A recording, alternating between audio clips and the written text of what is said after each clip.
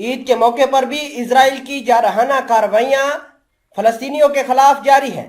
صہیونی فوجیوں نے اپنی جارحانہ کارروائیوں کے تسلسل میں متعدد فلسطینیوں کو گرفتار کرنے کا دعویٰ کیا ہے، جن کی تعداد 30 بتائی جاتی ہے۔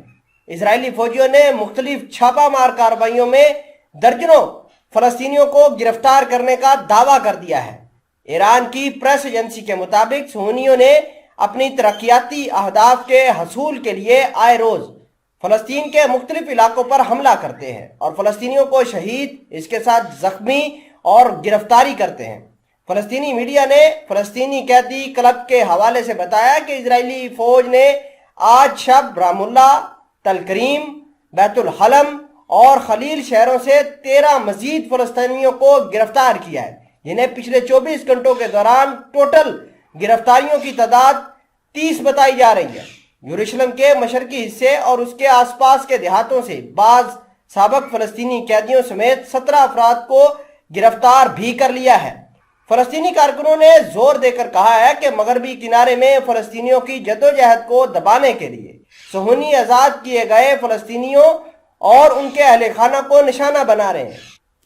خبر یہ بھی آئی ہے کہ صہیونی فوجیوں نے نابلس شہر پر حملہ کیا ہے اور گزشتہ رات فلسطینی مزاحمتی فورسز کے ساتھ جھڑپیں بھی کی ہیں، اور یہ واقعہ نابلس کے دیہاتوں کے پاس، نابلس شہر کے پاس واقعات پیش آئے ہیں۔ ہر روز مختلف بہانوں سے صہیونی حکومت مظلوم فلسطینی عوام کو شہید، زخمی یا حراست میں لے رہی ہے۔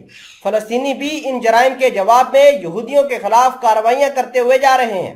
رپورٹس کے مطابق صہیونی فوج نے نابلس شہر اور اس کے مضافات میں واقع بلتا کیمپ پر حملہ کیا اور فلسطینی مزاحمتی قوتوں نے ان کا جواب دھماکہ خیز پیکجوں اور گولیوں سے پھینکا۔